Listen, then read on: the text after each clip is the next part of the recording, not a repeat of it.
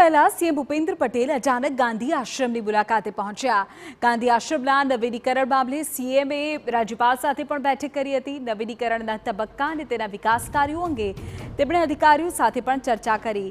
આશ્રમ નવીનીકરણ પ્રોજેક્ટના ઓએસડી સંજય જોશી અને આઈકે પટેલે પ્રેઝન્ટેશન રજૂ કર્યું હતું।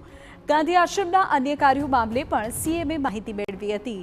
મહાત્મા ગાંધી સાબરમતી આશ્રમ મેમોરિયલ ટ્રસ્ટમાં આ બેઠક મળી। गांधी आश्रम नवीनीकरण प्रोजेक्ट मुद्दे मुख्यमंत्री भूपेन्द्र पटेल અને राज्यपाल आचार्य देवव्रत છેલ્લા 3 કલાકથી गांधी आश्रम खाते जे विविध प्रोजेक्ट છે તેની તાગ મેળવી રહ્યા છે। ખાસ કરીને જે નવીનીકરણનો મુદ્દો ચાલી રહ્યો છે તેમાં પણ જે વિશેષ ઓએસડી અધિકારીઓ છે આઈકે પટેલ અને સંજય જોશી તેમણે તમામને માહિતગાર કર્યા છે। આપ દ્રશ્યમાં જોઈ રહ્યા છો મુખ્ય સચિવ રાજકુમાર છે તેઓ બહાર આવ્યા છે। મહત્વનું છે કે છેલ્લા 2 કલાકથી સીએમને આ તમામ મામલે જાણકારી આપવામાં આવી રહી હતી। સીધા દ્રશ્ય આપ જોઈ રહ્યા છો મુખ્યમંત્રી ભૂપેન્દ્ર પટેલ છે તેઓ બહાર આવ્યા છે અને જે નવીનીકરણનો સમગ્ર મામલો છે તે અંગે તેમણે બેઠકો કરીને જે વિગત છે તે મેળવી છે।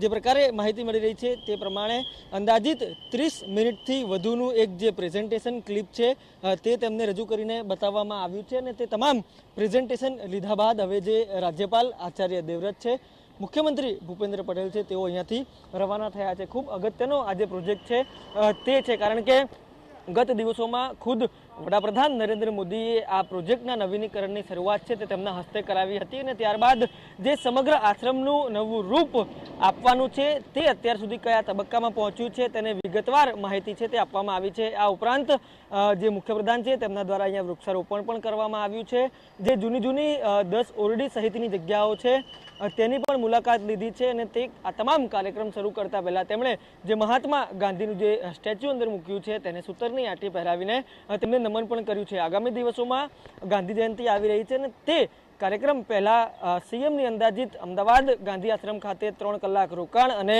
રોકાણમાં નવીનીકરણ જે પ્રોજેક્ટનો મુદ્દો છે તે અંગે જે વિગતવાર માહિતી છે તે તેમણે અહીંયા મેળવી છે। કેમેરા પર્સન અરવિંદ સોલંકી સાથે રોનક વર્મા TV9 અમદાવાદ।